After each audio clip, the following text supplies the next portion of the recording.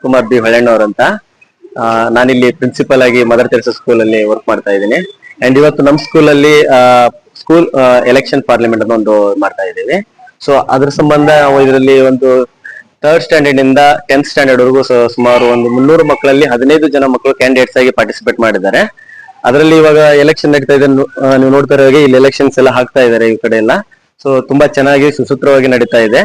And ನಮ್ಮ election teacher ಬಂದ್ಬಿಟ್ಟು ಇದು ನಮ್ಮ ಹೌಸ್ ವೈಸ್ ಸ್ಪೋರ್ಟ್ಸ್ ಮತ್ತೆ ಯಾವ ತರ ಡಿಸಿಪ್ಲಿನ್ಸ್, ಯಾವ ತರ ನಾವು ಸ್ಕೂಲ್ ಅನ್ನ ನಡೆಸ್ಕೊಳ್ಬೇಕು, ಮತ್ತೆ ಯಾವ ತರ ಮಕ್ಕಳು ಕಲ್ಚರಲ್ ಅಲ್ಲಿ ಭಾಗವಹಿಸಬೇಕು, ಹೇಗೆ ಸ್ಟಡಿ ಮಾಡ್ಬೇಕು ಅನ್ನೋದ್ರ ಮೇಲೆ ಈ ಎಲೆಕ್ಷನ್ ನಡೆಸ್ತಾ ಇದ್ದೇವೆ. ಅಂಡ್ ಇವ್ರು ನಮ್ಮ ಮೇಡಮ್ ಓನರ್ ಇರ್ತಾರೆ, ಸೆಕ್ರೆಟರಿ ಮೇಡಮ್ ಸಿಂಧು ಮೇಡಮ್ ಅಂತ ಓನರ್. ಇವರು ನಮಗೆ ತುಂಬಾ ಸಪೋರ್ಟ್ ಮಾಡ್ಕೊಂತ ಇಲ್ಲಿವರೆಗೂ ಎಲೆಕ್ಷನ್ ಸಿಗೋದು ತುಂಬಾ ಇದಿರ್ತಾರೆ. ಅಂಡ್ ಈ ಸ್ಕೂಲ್ ಅನ್ನ ತುಂಬಾ ಇಲ್ಲಿ ಲೆವೆಲ್ ತರಬೇಕು ಅಂತಂದ್ರೆ ಮೇಡಮ್ದು ಮ್ಯಾನೇಜ್ಮೆಂಟ್ ಸಪೋರ್ಟ್ ತುಂಬಾ ಇರುತ್ತೆ, ನಮ್ ಸಪೋರ್ಟಿಗೆ ತುಂಬಾ ಬರ್ತಾ ಇದೆ.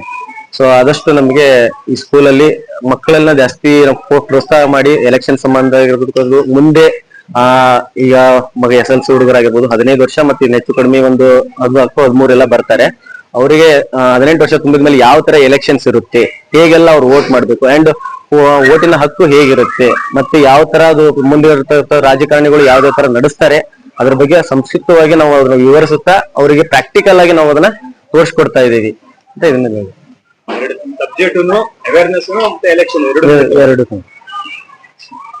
Sindhu, I am Secretary of Mother Teresa International School.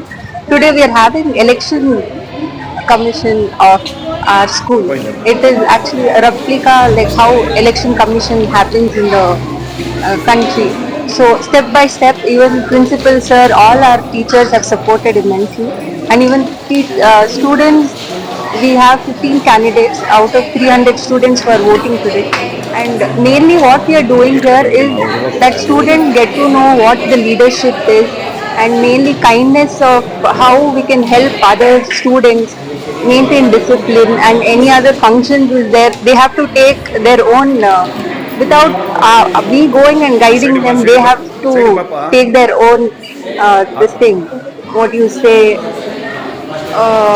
a leadership and how to maintain the program. So this is step by step we are teaching now, so that in future when they have to go get into a leadership, youth congress or any youth this thing, so this will be a very good example for them. And I thank all teachers and students for making this program a success, and thank you. ನಮಗೆ 10 ಗಂಟೆ start ಆಗಿದೆ, 3 ಗಂಟೆ close ಮಾಡ್ತೀವಿ. ಮತ್ತೆ counting ಮುಗಿಸ್ಕೊಂಡ್ಬಿಟ್ಟು Monday ನಾವು result ಕೊಡ್ತೀವಿ. ನಮ್ಮ ಉದ್ದೇಶ ಏನಪ್ಪಾ ಅಂತಂದ್ರೆ ಮಕ್ಕಳಲ್ಲಿ ಡಿಸಿಪ್ಲಿನ್ ಬರಬೇಕು, ಮತ್ತೆ ಹೆಲ್ತ್ ಇಂಪಾರ್ಟೆಂಟ್ ಹೆಲ್ತ್ಗೋಸ್ಕರ, ಮತ್ತೆ ಎಜುಕೇಶನ್ಗೋಸ್ಕರ, ಮತ್ತೆ ನೀಟ್ನೆಸ್, ಮತ್ತೆ ಎಲ್ಲದಕ್ಕೂ ಅನುಕೂಲ ಆಗ್ಬಿಟ್ಟು ಎಲೆಕ್ಷನ್ ಮಾಡ್ಕೊಂತ ಇದ್ದೀವಿ. ಅದು ಮಕ್ಕಳಿಗೆ ತುಂಬಾನೇ ಹೆಲ್ಪ್ಫುಲ್ ಆಗ್ಲಿ ಅಂತ ಅಷ್ಟೇ, ಏನೇನಿಲ್ಲ. ಅದು ಮಕ್ಳಿಗೆ ಬರ್ತಾ ಇದೆ ಅಂದ್ರೆ ಅವೇರ್ನೆಸ್ ಬರುತ್ತೆ, ಯಾಕೆ ಕಲ್ತ್ಕೋಬೇಕು, ನಾವು ಮುಂದೆ ಹೆಂಗ್ ಹೋಗ್ಬೇಕು, ನಾವು ಮುಂದೆ ನಿಂತ್ಕೊಂಡ ಎಲೆಕ್ಷನ್ಗೆ ನಾವ್ ಏನ್ ಮಾಡ್ಬೋದು ಸಮಾಜಕ್ಕೋಸ್ಕರ ಒಂದು ಉದ್ದೇಶಕ್ಕೋಸ್ಕರ ಎಲೆಕ್ಷನ್ ಮಾಡ್ಕೊಂಡು ಹೋಗ್ತಾ ಇದ್ವಿ.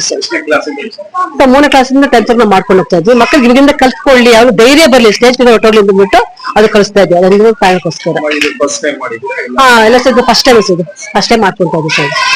ಇದಕ್ಕೆ ನಮ್ಮ ಸ್ಕೂಲ್ ಕಲಿತು ತುಂಬಾ ಸಪೋರ್ಟ್ ಆಗಿದೆ, ಅದಕ್ಕೆ ಮುಂದುವರ್ಸ್ಕೊಂಡು ಹೋಗ್ತಾ ಇದ್ವಿ.